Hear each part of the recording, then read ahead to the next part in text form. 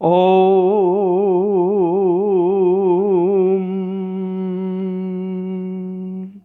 गुरुर्ब्रह्मा गुरुर्विष्णु गुरुर्देवो महेश्वराय गुरु साक्षात् परब्रह्म तस्मै श्री गुरुवे नमः। नित्यं शुद्ध निराभासं निराकारं निरंजनं नित्यबोध चिदानंदं गुरुर्ब्रह्म नमाम्यहम्। यस्य पाद प्रवादस्ता प्रपंचो भाति भासुरा तमहं सद्गुरु वंदे पूर्णानंद चिदात्मकम्। ओम भगवत स्वरूप सदगुरुदेव श्री देवेंद्र विज्ञानी जी महाराज के चरण कमलों में प्रणाम करते हुए इस परंपरा के सभी साधकों की आध्यात्मिक उन्नति की प्रार्थना श्री चरणों में करते हुए गीता तत्वामृत पर प्रवचन करने से पूर्व मैं आज साधकों से अपनी मन की बात करूंगा। ये स्वयं मुझे प्रेरणा हुई कि मेरे मन में जो कुछ चल रहा है अध्यात्म के साधकों के प्रति, उसको मैं मन की बात शिष्यों से करूं। जैसे राष्ट्र के लिए मन की बात नरेंद्र मोदी करते हैं, माननीय नरेंद्र मोदी करते हैं, ऐसे मेरे मन में भी आया कि मैं प्रवचन करने से पूर्व मन की बात करूं। विगत कई दिनों से जब मैं प्रवचन कर रहा हूं, ये मन की बात शुरू हो गई है। विगत कई दिनों से जब मैं प्रवचन कर रहा हूं और प्रवचन करने के समाप्त होने के बाद एक आध घंटे में मेरे मन में आता है कि मैंने प्रवचन बेकार किया। ये लगातार एक पश्चाताप जैसा मेरे अंदर आता है कि प्रवचन में बेकार कर रहा हूं। इसके पीछे क्या कारण है ये मैं समझ नहीं पाया।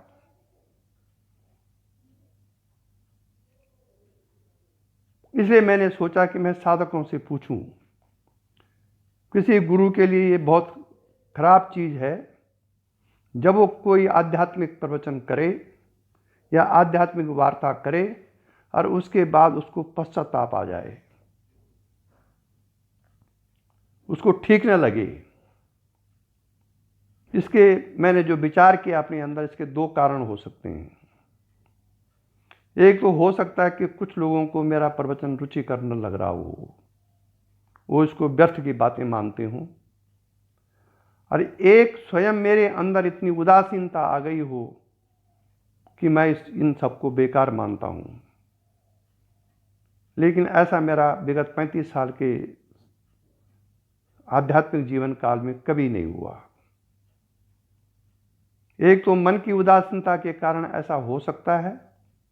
मन की उदासीनता है तो करते ही क्यों है भाई, लेकिन करने के बाद ये क्यों होता है, ये कुछ लोगों के मन के जो वो हैं भाव, उसके कारण भी हो सकता है और मेरी अपनी कमियों के कारण भी हो सकता है। यही मन की बात मुझे करनी थी। दूसरा, गुरु और शिष्य का संबंध एक आध्यात्मिक संबंध है। इसमें व्यावहारिक संबंध, व्यावहारिक कार्य या व्यावहारिक उच्चता नीचता का कोई संबंध नहीं है। गुरु कबीरदास भी थे और गुरु जनक भी थे। भगवान श्री कृष्ण भी गुरु थे। बड़े बड़े गुरु हुए। विद्यारण्य स्वामी पंचदशी के जो थे लेखक, वो भी गुरु हुए, उन्होंने राज्य चलाए। तो गुरु के लक्षण आध्यात्मिक दृष्टि से करने चाहिए। अगर गुरु को आप गुरु के परखने के लक्षण आप भौतिक दृष्टि से नापते हैं तो वो ठीक नहीं है। रही सेवा, तो सेवा जो भी कर रहे हैं गुरु की, उनको उस सेवा से आत्मसंतुष्टि मिलती है।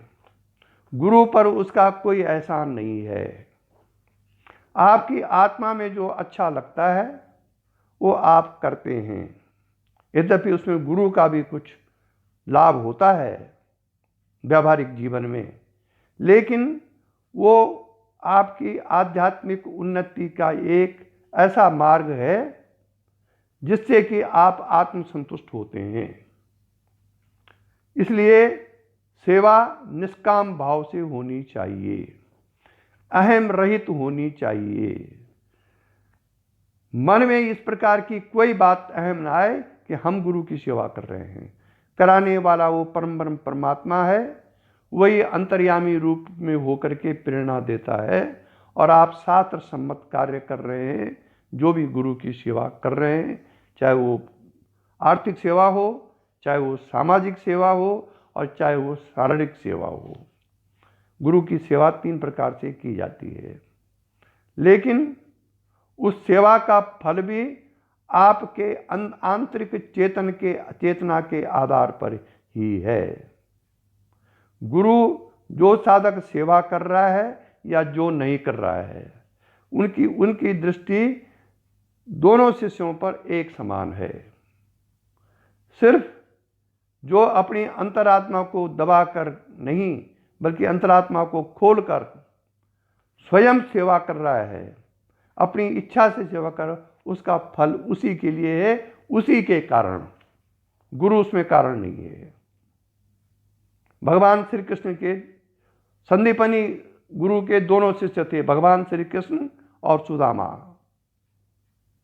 एक तरफ सम्राट का पुत्र भगवान श्री कृष्ण सम्राट, और दूसरी तरफ सुदामा गरीब। पर संदीपनी ने कभी उनमें पक्षपात नहीं देखा कि एक लकड़ी ला रहा है, एक सूखी लकड़ी सुदामा सूखी लकड़ी लेके गुरु संदीपनी के पास जाता था और भगवान श्री कृष्ण फलों के टोकरे लेके जाते थे, पर संदीपनी ने उसको बराबर देखा। हाँ, होते हुए जो दुराव करे, उसको अनुभव हो रहा है कि गुरु भूखा है, बैठा हुआ है और अपना आप शाही पनीर खा रहा है होटल में, दोष उसको है। इसलिए आध्यात्मिक जीवन में विशेषकर शक्तिपात गुरु का संबंध, शिष्य से जो संबंध उसका है आध्यात्मिक रूप से, वो हमेशा कल्याणकारी ही है, कल्याणकारी ही रहेगा और कल्याणकारी ही था। एक बार किसी गुरु ने शिष्य बना दिया, उसके प्रति वो कभी अकल्याण की भावना नहीं करता है। अगर वो करता है अकल्याण की भावना, वो गुरु नहीं है, फिर वो मानव है। ये 7 सम्मत बातें मैंने आपको अपने मन की बात कह दी। धन्यवाद। इसके साथ आगे का प्रवचन शुरू किया जाता है। गीता में त्याग का मनोविज्ञान आज का टॉपिक है। गीता में त्याग का मनोविज्ञान। गीता में सृष्टिवाद, सगुण निर्गुण, अवतारवाद, क्षेत्र क्षेत्रज्ञ, प्रवृत्ति निवृत्ति अथवा कर्मनिष्ठा ज्ञान निष्ठा जैसे दार्शनिक विषयों का संबंध बुद्धि से है, परंतु मन को सूक्ष्म उच्च स्तरों तक, ध्यान दीजिए शब्दों पर, परंतु मन को सूक्ष्म उच्च स्तरों तक उन्नत किए बिना ये बौद्धिक व्यसन से अधिक महत्व नहीं रखते, जो केवल शास्त्रीय विद्वानों के मनोरंजनार्थ ही उपयोगी हो सकते हैं। देखो, शास्त्रों का विद्वान होना अलग बात है और आत्मज्ञानी होना दूसरी बात है। जिन महाभाग महादुर्लभ महापुरुषों की ये दोनों बातें हैं, वो शास्त्रों का भी ज्ञाता है और आत्मज्ञानी ब्रह्मज्ञानी भी है, वो दुर्लभ महात्मा है। ऐसा दुर्लभ महात्मा बहुत कम मिलते हैं जो कि श्रुतिनिष्ठ भी हो और ब्रह्मनिष्ठ भी हो, शास्त्रों का मर्मज्ञ भी हो और ब्रह्म का ज्ञान उसको हो। ये दुर्लभ है। अगर ऐसी महात्मा कहीं मिले तो चाहे वो जाति का चमार हो, उसका चरण की धूलि अपने माथे पे लगाओ।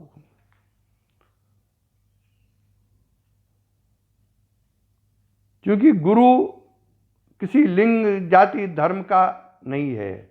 गुरु तो पंचकोशातीत दर्शन जिसको हो गए हैं वो गुरु है। जिसको शक्ति का आना और जाना अनुभव में आ गया हो वो गुरु है। गुरु पद दिया नहीं जाता है, ये भ्रम मत रखिए। गुरु पद पहले कमाया जाता है, फिर गुरु देता है। जैसे किसी सर्टिफिकेट जब बनता है, इंटरमीडिएट का या बीए का सर्टिफिकेट जब बनता है, तो क्लर्क उसको बनाता है, अच्छी स्याही लगा करके उसको ठीक करके, और तब प्रिंसिपल साइन करता है उसमें। अब सर्टिफिकेट ऑथेंटिकेटेड हो गया। ठीक है, ये अवस्था यहाँ है। इसलिए बौद्धिक व्यसन मत कीजिए। जो कुछ बुद्धि से आप कमा रहे हैं, जो कुछ बुद्धि से आप पढ़ रहे हैं, जो कुछ बुद्धि से शास्त्रों से या गुरु से ग्रहण कर रहे हैं, उसका अनुभव कीजिए। तब वो बौद्धिक व्यसन नहीं रहेगा, बल्कि आपका अनुभव होगा। वो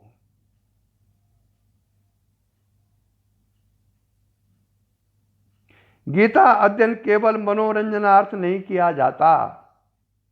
गीता उच्चतम श्रेणी का आध्यात्मिक शास्त्र है, जो प्रत्येक युग में प्रत्येक जाति के आध्यात्मिक जिज्ञासुओं के लिए समान रूप से जन्म मरण से छुटकारा पाने का मार्ग प्रशस्त करता है।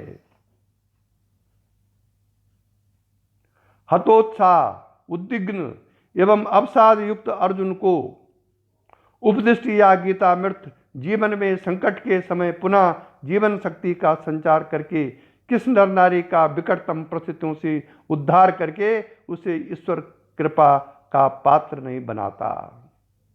यह है गीता का रहस्य। तत्व यही है कि जब कभी आपका मन गिर गया हो तो आप गीता का मनन चिंतन कीजिए, मन उठ जाएगा। अगर आपकी श्रद्धा है अपनी अंतरात्मा में तो। If there is a full devotion in Gita or your Guru or your Adhyatmic scriptures, then you can get the benefits for in Gita. और अगर आप उपन्यास करके पढ़ रहे हैं तो there is no any benefit, internally कोई बेनिफिट आपको नहीं होगा।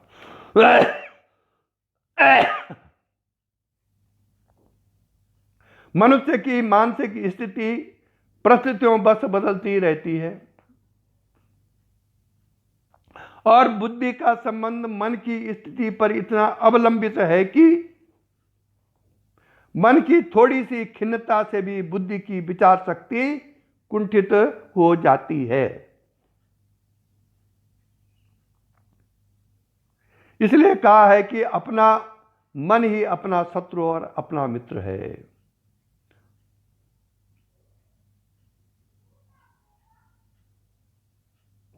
ओम। मन की क्रिया को साधारण दृष्टिकोण से दो श्रेणियों में रखा जा सकता है, एक संकल्पात्मक और दूसरी भावनात्मक। मन का चंचल होना सबके अनुभव की बात है। जब वह बिना निर्दिष्ट लक्ष्य के इधर उधर जाता है तब उसे क्षिप्त कहा जाता है। विद्वानों का शिक्षित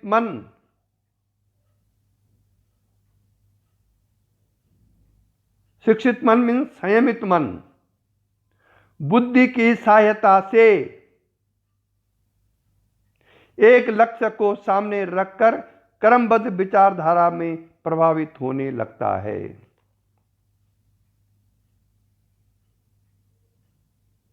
ध्यान रखने वाले उसे किसी एक बिंदु पर केंद्रित करते हैं और आध्यात्मिक साधक उसे सर्वथा संकल्प रहित रिक्त अथवा आत्मचित रखते हैं। ये प्रथम श्रेणी के मन की अवस्थाएं कही गई हैं। दूसरी श्रेणी में क्लेश, क्लांति, व्याकुलता, शोक, भय, अशांति अथवा चिंताग्रस्त, उत्साह, धैर्य युक्त, काम क्रोध आदि के वशीभूत एवं आनंद, प्रेम, प्रसन्नता से विह्वल मन की अवस्थाएं हैं।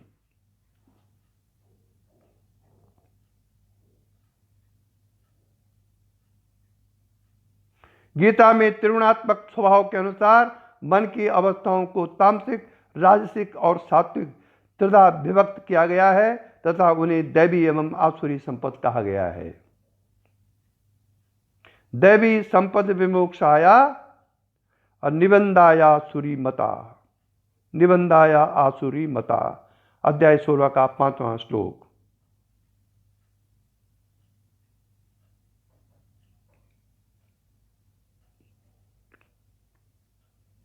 दैवी और आसुरी संपदाओं के लक्षण अध्याय 16 में इस प्रकार दिए गए हैं। अब इसे आप अपना अंतर्निरीक्षण कर लीजिए कि आप दैवी संपत्ति युक्त हैं कि आसुरी संपत्ति युक्त हैं। गीता में इसके लक्षण दिए गए हैं 16वें अध्याय में। दैवी संपदा अभया, जिसको कोई भय न हो, अंतःकरण की शुद्धि, ज्ञान और योग में नित्य स्थिति, दान, इंद्रिय निग्रह, यज्ञ, स्वाध्याय, तप, आर्जव, अहिंसा, सत्य, क्रोध का न होना, त्याग, शांति, दूसरों की बुराई न करना, सब प्राणियों पर दया, विषयों में लोलुपता का न होना, नम्रता, लज्जा, चपलता का न होना, तेज, क्षमा, धैर्य, पवित्रता, किसी से द्रोह न करना, अपने में बहुत बड़पन का भाव न होना। अध्याय 16 का 1, 2, 3 ये दैवी संपत्ति के लक्षण हैं।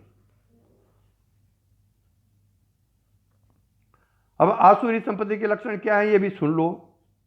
दंभ, घमंड, अति बड़पन की भावना, क्रोध, पारुष्य, दूसरों से कटु वचन कहना, अज्ञान, ये आसुरी संपदा के लक्षण हैं। अध्याय 16 का 4वां श्लोक है ये। प्रवृत्ति और निवृत्ति के ज्ञान का अभाव, अर्थात क्या करना चाहिए क्या नहीं करना चाहिए, इसकी विवेक बुद्धि न होना, ये भी आसुरी संपदा के अंतर्गत आते हैं।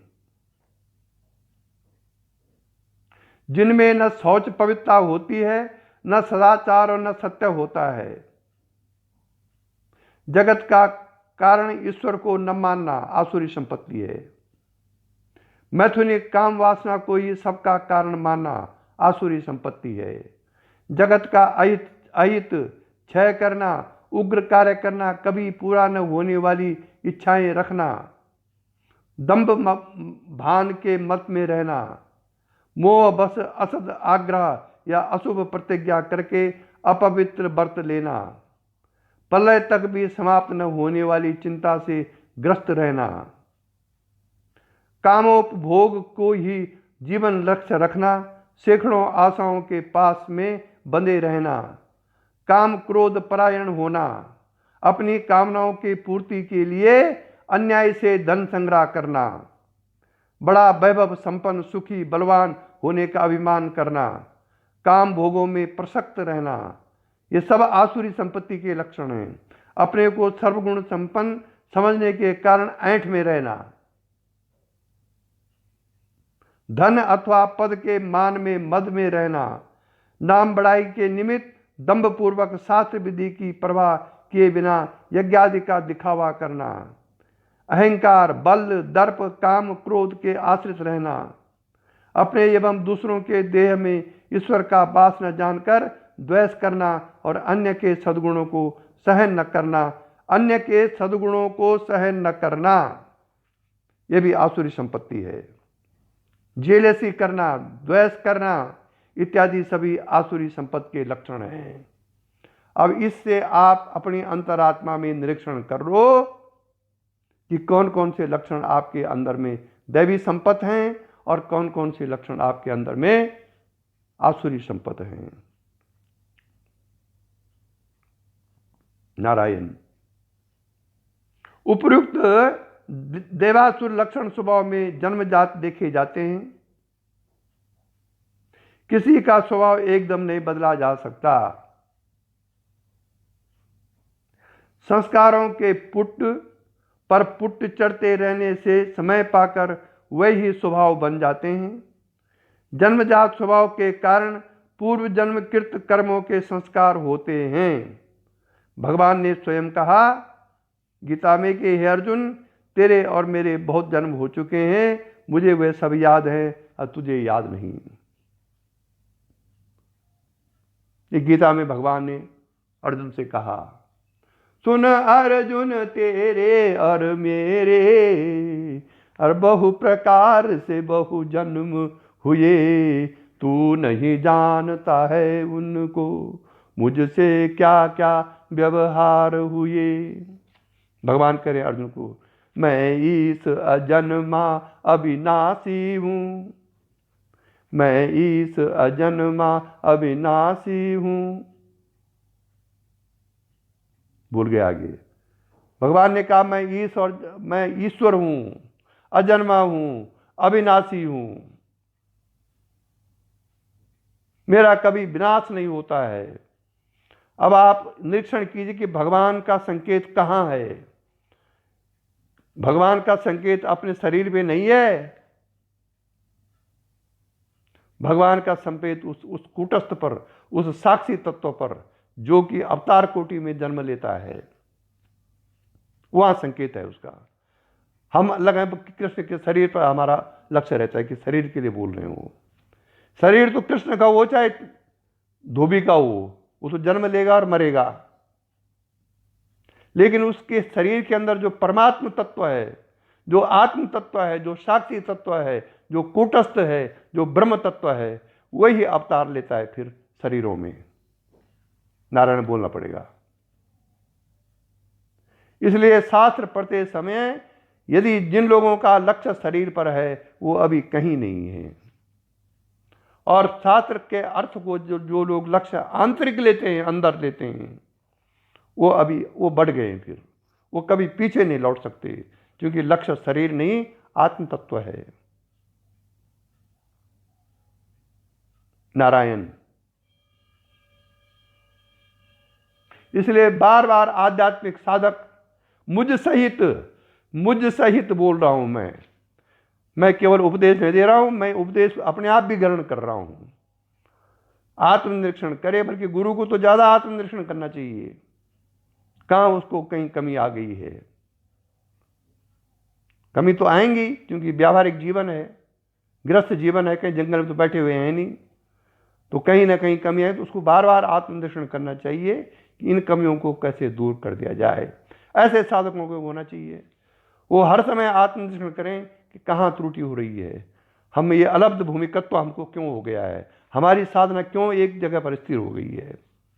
जबकि शक्तिपात साधन तो सेल्फ प्रोवन सिस्टम है। अगर आपकी आस्था, आपका फेथ, आपका डिवोशन, आपकी सेवा, आपका भाव गुरु के प्रति है, तो आप कहीं भी बैठ जाइए, चांडाल के यहाँ बैठ जाइए, शमशान घाट में बैठ जाइए, वैश्यालय में बैठ जाइए, वहीं शुरू होगा वो। पर आजकल क्या है, कुछ श्रद्धा, कुछ दुष्टता, और कुछ विश्वास, कुछ अज्ञान, धोबी का कुत्ता ना घर का, धोबी का स्वान ना घर का रहा। क्या है वो? तो आश्चर्यचकित हूं मैं, आश्चर्यचकित हूं कि सब कुछ अनुभव होने के बाद भी, सब कुछ अनुभव होने के बाद भी, दीक्षा में अनुभव होने के बाद भी, फिर भी लोग अपनी साधना से उदासीन हैं। What is the reason behind it? उसका कारण, उन्होंने किसी और कारण से दीक्षा ली है, और इसीलिए कोई बिरला ही मन का साक्षी आत्मा का अनुभव करके बंधन मुक्त होता है। ये कौन होगा बंधन मुक्त?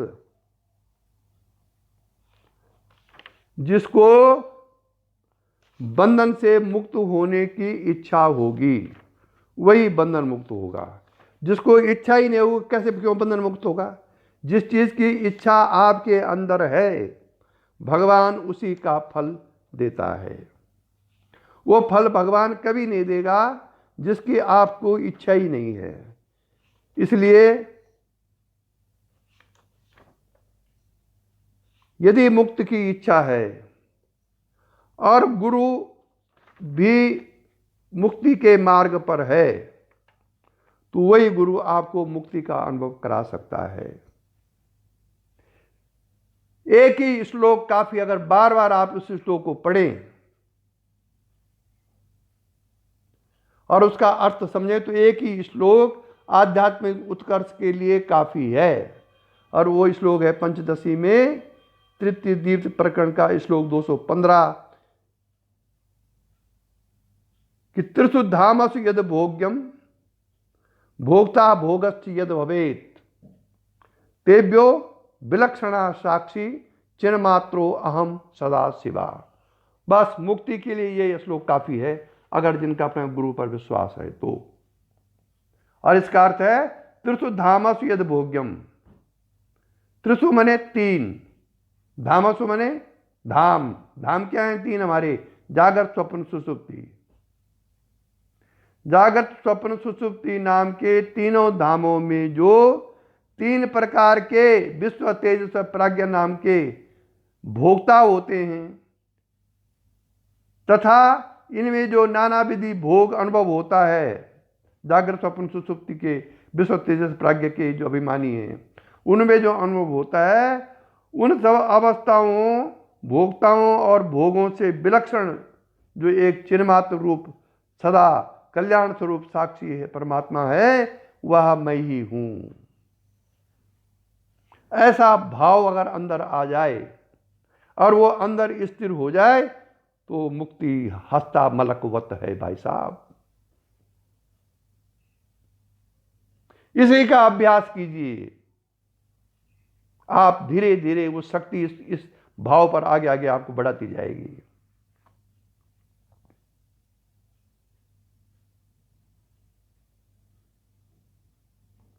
अब फिर अर्जुन देखो क्या पूछते हैं आगे, बहुत, this is very important question, very important reference. Arjun ने पूछा कि भगवान, कभी कभी बिना इच्छा के भी मनुष्य पाप करने के लिए क्यों प्रवृत्त होता है? सुख की कामना अर्थात वासना या इच्छा, दुखों के भय, द्वेष और इच्छा की पूर्ति न होने पर क्रोध, इन दोनों का घनिष्ठ संबंध है। इसलिए प्रारंभिक मूल कारण कामना है। सुख की प्राप्ति के लिए मनुष्य कर्म करता है और कर्म का फल इसी जन्म में मिल जाना आवश्यक नहीं है, उसके भोगार्थ फिर दूसरा जन्म लेना पड़ता है। अब देखो, कर्म ही कर्म को कराता है। मैं बहुत दिनों से, बहुत महीनों से इस ढूंढ में हूं कि ये कैसे पता चले कि हम पहला कर्म, कोई भी कर्म हम पहली बार कर रहे हैं या किसी कर्म के फल के कारण कर रहे हैं। अगर किसी कर्म के फल के कारण हम उसको कर रहे हैं तो उस कर्म का कोई फल आगे होगा नहीं। लेकिन मेरे मन में आया कि प्रत्येक कर्म को हम विवेकपूर्वक भोगेंगे तो किसी भी कर्म का फल आगे नहीं आएगा। तब चाहे हम किसी कर्म के कारण कर रहे हैं या पहली बार कर रहे हैं उस कर्म को। लेकिन आप अभी तक मुझे इसका उत्तर नहीं मिला कि कैसे पता चले कि हम किसी कर्म के कारण ये कर्म कर रहे हैं या पहली बार हमको प्रेरणा हुई है इस कर्म को करने की और तब हमने किया। मैं इस ढूंढ में हूं अभी। पूर्व जन्म कृत शुभ अशुभ कर्मों के संस्कार उसे फिर नए कर्म करने के वो बाध्य करते हैं। उन संस्कारों के अनुरूप ही दैवी आसुरी संपदा कही गई। श्री भगवान कहते हैं कि काम ऐसा, क्रोध ऐसा, रजोगुण समुद्भवा, महासनो महापापमा, विद्येहा न मिह बैरिणम। या काम या क्रोध रजोगुण से उत्पन्न होता है, इसका श्लोक का अर्थ है। दोनों एक ही रूप हैं। या बहुत खाता है, बड़ा पापी है, कभी तृप्त नहीं होता, इसे ही तू यहां बैरी समझ। कौन? ये रजोगुण।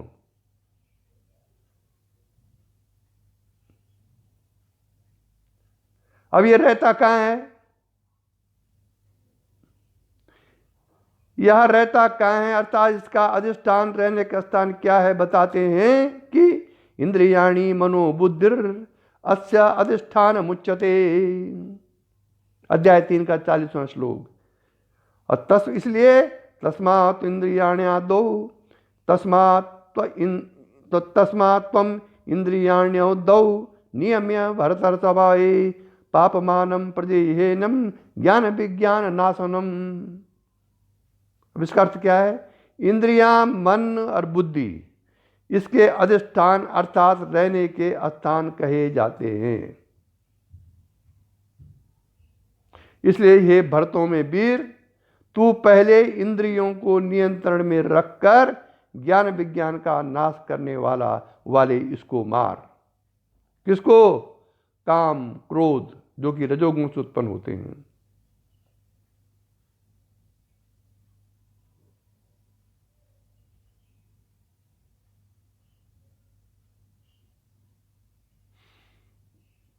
मनुष्य इंद्रियों के विषय सुखों को सुख समझता है, अज्ञानी के लक्षण हैं ये, और उन्हें प्राप्त करने की इच्छा करता है।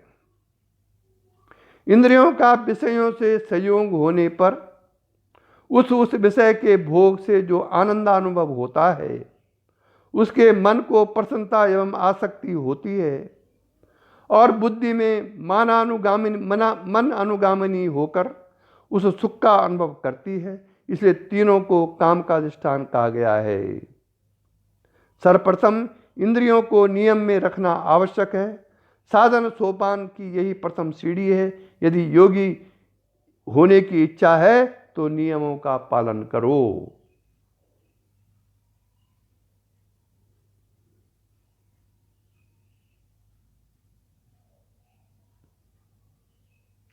इंद्रियस्यार्थे रागद्वेषो व्यवस्थितौ तयोर्न वशमागच्छेतौ ह्यस्यापरिपन्थिनौ। प्रत्येक इंद्रिय का उसके अपने विषय में राग और द्वेष होता है। इन दोनों अर्थात राग और द्वेष के बस में न हुए, यही दोनों साधन के मार्ग के ठग हैं।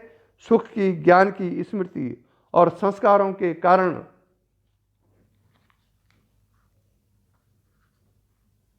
ऐसे मनुष्य प्राय किसी से मिलने से घबराते हैं।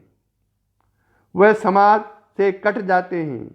किसी से मिलते भी हैं तो रोते हुए से, मानो किसी के वियोग में अथवा आपत्ति में त्रस्त हैं। इसलिए भगवान कहते हैं, जिनकी इंद्रियां अपने विषयों के राग द्वेष से मुक्त हैं, वह अपने मन को जैसा चाहें वैसा बस में रखकर इंद्रियों द्वारा विषयों का उपभोग करते हैं। ये देखिए, अब ये रहस्य आया। ऐसा करने से उनका चित्त प्रसन्न रहता है और प्रसन्न चित्त मनुष्य की बुद्धि शीघ्र स्थिर हो जाती है। इसीलिए गीता में भगवान ने कहा है क्या? ब्रह्मीभूत प्रसन्न आत्मा, ब्रह्मीभूत प्रसन्न आत्मा न सोचती न कांक्षती। जो ब्रह्मीभूत है, ब्रह्म का जिसको साक्षात्कार हो गया है, वो हर समय प्रसन्न आत्मा रहता है। प्रसन्न रहता है अलग बात है, और प्रसन्न आत्मा रहता है दूसरी बात है। एक तो नकली प्रसन्नता लोग चेहरों पर दिखाते हैं। कोई मिला, हाय, मुस्कुराहट दे दी, अंदर से दुखी और ओंठों पर मुस्कुराहट ला रहा है। प्रसन्न आत्मा बोला गया, अंदर से ही प्रसन्नता, तब बाहर से चाहे मुस्कुराहट ना लाए वो। ये सिद्धों के लक्षण हैं। बाहर से मुस्कुराहट न लाए लेकिन अंदर से वो हर समय प्रसन्न है, तो ये ब्रह्मीभूत के लक्षण हैं। राग द्वेष वियुक्तस्तु विषयान इंद्रिय शरण आत्मपश्चर विधेयात्मा प्रसादामधिगच्छति। प्रसादे सर्व दुखानां हानिरसो उपजायते और प्रसन्न चेतसो यासु बुद्धि परिवतिष्ठते। सदा प्रसन्नचित रहना एक महान साधन है, क्योंकि वह प्रसन्नता किसी बाह्य विषय जन्य नैमित्तिक नहीं होती, वरन अंतरात्मा के आनंद स्वरूप की झलक है।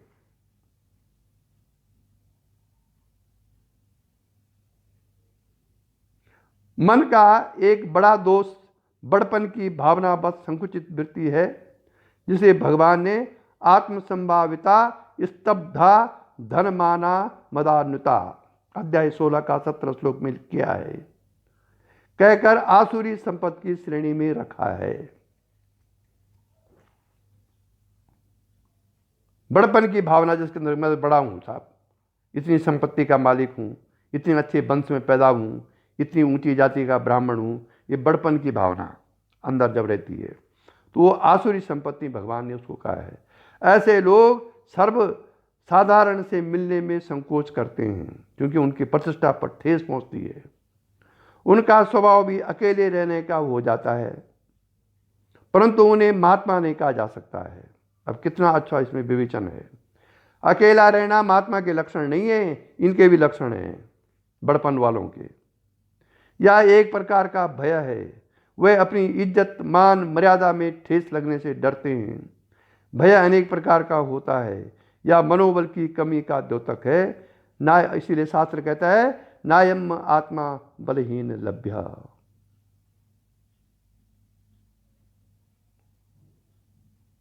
निर्बल मन आत्म तत्व को नहीं प्राप्त कर सकता। मनुष्य में जितने भी दोष देखे जाते हैं, जितनी बुरी आदतों में ग्रस्त हो जाता है, जितनी पाप प्रवृत्ति होती है, सबका प्रारंभिक कारण मनोबल का अभाव है।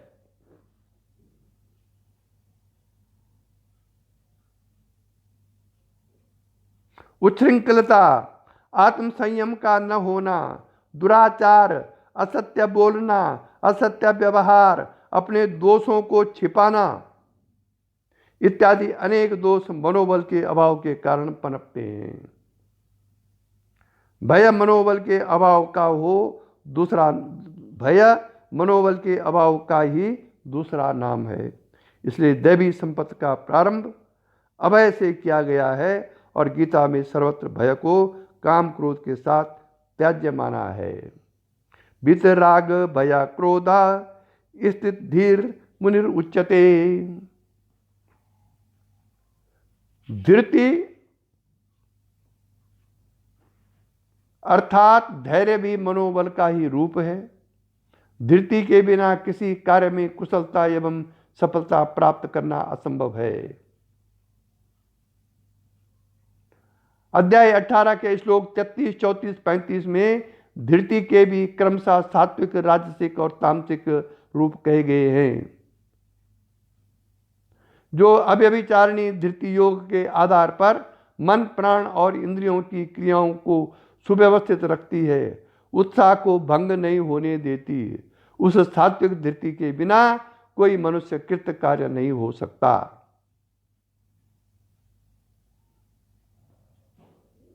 दैवी और आसुरी संपत्ति के संस्कार संस्काराशय में संचित रहते हैं। देव और असुर दोनों की ही सृष्टि प्रजापति से हुई है। पुराणों में कथा है सब। जिनकी वृत्ति आत्मज्ञान प्रदान सात्विक होती है वह देव कहलाते हैं, क्योंकि उनमें आत्मा का प्रकाश प्रकाशित होता है। जो असुसु रमन्ते, प्राणों में रमण करते हैं, अर्थात इंद्रियों के विषयों के सुख को ही जीवन का लक्ष्य समझते हैं, वह असुर है। असुर वही है जिनके सिर पर सींग होते हैं, वो नहीं असुर। वो तो प्रतीक दिखा रखा है। यह है सुर और असुर की वास्तविक परिभाषा। मनुष्य देह में आत्मबुद्धि रखता है, यह अज्ञान है।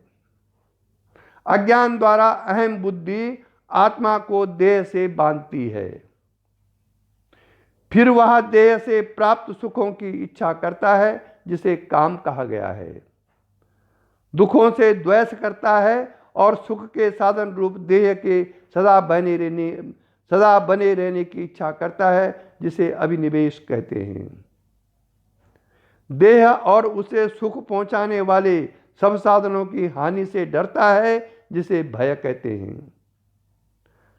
काम से राग, आसक्ति, मोह, लोभ का जन्म होता है। योग दर्शन में इन्हें 5 क्लेश अर्थात अविद्या, अस्मिता, राग, द्वेष और अभिनिवेश कहा गया है। इनके कारण मनुष्य अच्छे बुरे कर्म करता है, कर्मानुसार फल भोगने के लिए जन्म लेता है। भोगायु समाप्त होने पर शरीर त्यागना पड़ता है और कर्मानुयायी वासना आशय या संस्कार से कहलाती है। कर्मानुयायी वासना या आशय या संस्कार से कहलाती है। ये सब मन के आश्रित हैं। आत्मा स्वयं असंग होने पर भी मन के धर्मों को अहंकार बस भोगता है। इससे मुक्त होने के लिए असंग रूपी शस्त्र कहा गया है। क्या? असंग शस्त्रेण दृढ़ेन, असंग शस्त्रेण दृढ़ेन छित्त्वा तत्पदम तत्परिमार्गितव्यम यस्मिन् गता न निवर्तन्ति भूयः। अन्यथा या क्लेश कर्म विपाक फल आशय के परिणाम स्वरूप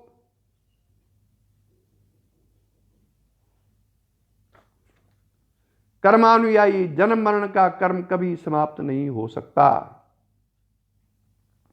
असंग का अभ्यास कर्म करने से होगा। ध्यान दीजिए, इफ यू वांट असंगता तो कर्म कीजिए, फिर निष्काम कर्म। वास्तव में राग, द्वेष और भय से प्रभावित न होना ही असंग है। तीनों का कारण अहंकार है और उसे भी क्षीण करना पड़ेगा। संसार के संग त्याग नहीं हो सकता। संसार में संग का त्याग नहीं हो सकता। विषयों के संग से मन को प्रभावित न हो देना ही असंग है। इसके अभ्यास के लिए निष्काम कर्म योग कहा गया है। कर्म का त्याग तो संभव ही नहीं है। कर्मों के फल का त्याग भगवत अर्पण बुद्धि से किया जाना चाहिए। ऐसा करने से ईश्वर शरणागति के साथ साथ अहंकार के संस्कार शिथिल होंगे। कर्म करते समय विघ्न बाधाएं आया ही करती हैं, उनसे डरो नहीं। अपनी बुद्धि एवं मन का संतुलन बनाए रखने के अभ्यास या शिक्षण का अवसर प्रदान करने वाली विघ्न बाधाओं का तो स्वागत करना चाहिए, उनसे भयभीत नहीं होना चाहिए। कुशल कर्मयोगी यही कहा जाता है कि जो कर्म के फल रूपी भावी जन्म का स्वयं कारण नहीं जानता बनता, राग, द्वेष अथवा भय से अपने कर्तव्य से विमुख नहीं होता और आलस से या प्रमाद बस अपने कर्तव्य का त्याग नहीं करता। पाप कर्म तो निषिद्ध है ही, पुण्य कर्मों के फल का त्याग करने और ईश्वर के शरण में रहने से साधक पाप पुण्य दोनों से छूटकर भगवत प्रिय बनता है। इसीलिए गीता में कहा गया है, अपि से तो दुराचारो भजते माम अन्यन्य भाक साधुरेव सा मंतव्यो सम्यक व्यवस्थिता ही सा।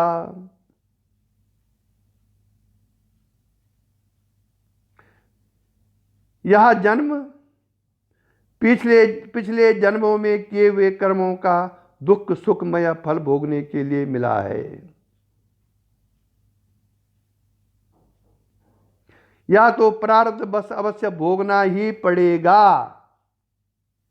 इसलिए दुखों से घबराना नहीं चाहिए, उन्हें सहन करना चाहिए। उनकी तितिक्षा मन को सही सुनता बल और समता रूपी योग का शिक्षण देने वाली होती है।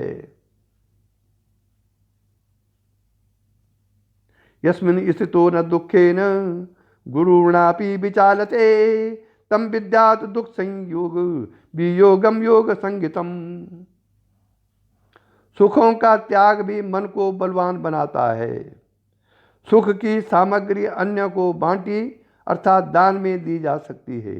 यदि सात्विक हो तो तितिक्षा एवं दान दोनों अंतःकरण की शुद्धि करने वाले तप और यज्ञ हैं। भावी कर्म कैसे किए जाने चाहिए या अध्याय 3 और 4 में सविस्तार बताया गया है कि कर्म से निष्कर्म सिद्धि किस प्रकार प्राप्त होती है। सारांश यह है कि यह कर्म भूमि है। यह सब मनुष्य को कर्म करना पड़ता है। बिना कर्म किए किसी की भी जीवन यात्रा पूरी नहीं होती, परंतु कर्म करने का भी विज्ञान है। जो मनोविज्ञान का अंग है। जो इस विज्ञान से अनभिज्ञ है वह कर्मजाल में फंस जाते हैं। गीता शास्त्र की यह युक्ति बताता है जिससे मनुष्य सब कुछ करता हुआ भी कुछ नहीं करता। इसी के साथ आज का प्रवचन समाप्त हुआ। यही दिव्य दृष्टि हमें दीजे भगवन, हो कण कण में निस दिन तुम्हारे ही दर्शन। लखूं नित्य सर्वत्र मूर्ति तुम्हारी, सुनो जड़ जगत से ये कीर्ति तुम्हारी। इस बार आज के प्रवचन के लिए मुझे उत्साहवर्धन किया श्री विनय वर्मा USA ने। नहीं तो आज मेरी इच्छा प्रवचन करने की नहीं थी, लेकिन सुबह उनकी जो टिप्पणी आई, शक्तिपात परंपरा को नमस्कार किया उन्होंने, उससे मेरा मनोबल बढ़ा और तब मैंने आज अपने मन को फिर तैयार किया। इसी के साथ धन्यवाद। ओम गुरु ब्रह्मा गुरु विष्णु गुरुदेवो महेश्वराय, गुरु साक्षात पर ब्रह्म तस्मै श्री गुरुवे नमः। ओम नित्यं शुद्ध निराभासं निराकारं निरंजनं नित्यबोध चिदानंदं गुरुर्ब्रह्म नमाम्यहम्।